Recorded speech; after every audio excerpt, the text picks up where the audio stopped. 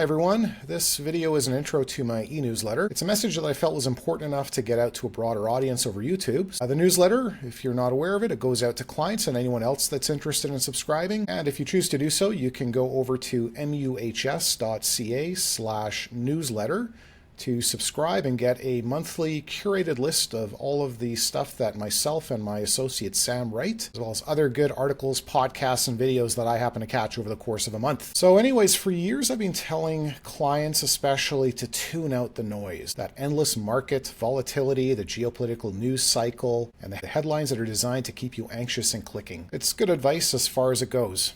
But last year, Barry Ritholtz made a useful correction to that phrase, and I've decided to adopt it. Don't tune out the noise, but manage it. Because we can't exist in a complete vacuum, ignoring the world around us, of course. With full credit, of course, to the esteemed financial guru that Barry Ritholtz is, I included a link to his post from last year on this subject, and I also highly recommend reading his book, How Not to Invest. If you don't actively manage your news intake, the algorithm will do it for you, and it will feed you a relentless stream of the most negative and polarizing information that it can send you, because that's what gets the clicks. If you expose yourself to that day after day, it will affect your outlook, your mental state, and ultimately your investment decisions. This past month gave us a perfect illustration of this and why balance matters. On the one hand, you had an ongoing war in the Middle East, supply chain disruptions, oil prices spiking, your portfolio might have been down as much as 5 to 10% at the worst point. All heavy stuff and, of course, legitimate reason to be concerned. But on the other hand, at the exact same time, competing for airspace even on CNN, where you had the one news item in the small quadrant of the screen while the other news item was going on, was how 4 human beings flew the farthest that any humans have flown into space in more than 50 years. Truly an amazing accomplishment. So if you're not as impressed as I am by that story, just to put it into perspective, imagine you have a globe, a standard globe sitting at the front of a classroom. This stack of sticky notes placed on top of the surface of the globe represents the height to which all of space travel went to in the last 50-some years since the Apollo missions ended.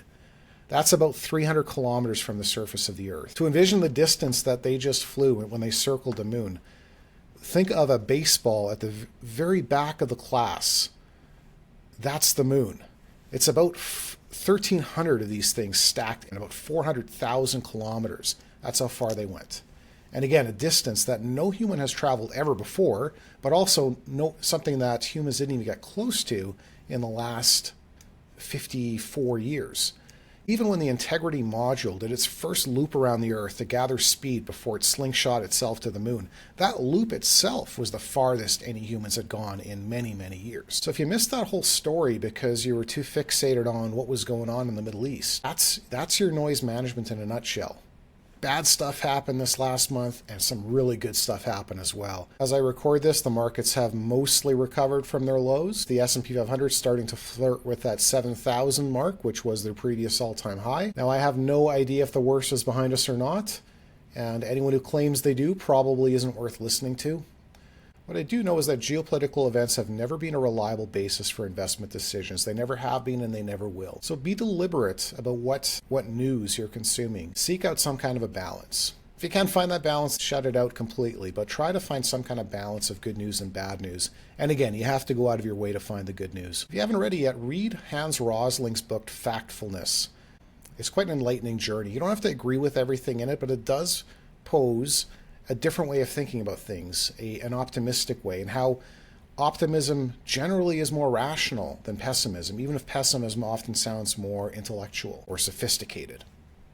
So again, this month's newsletter has all this and more, including a blog post I wrote that draws some parallels between the Artemis mission and financial planning. Of course, myself watching that mission day by day on my Artemis 2 tracker, I felt like I was 8 years old again, thinking about space travel every day. And again, if you want to get that newsletter delivered to you every month, all you need to do is subscribe, muhs.ca/newsletter, or just scroll down to the bottom of any page on my website. You'll find the subscribe form, and I'm sure you'll find the content's worth your time. So anyways, thanks for watching, and manage that noise.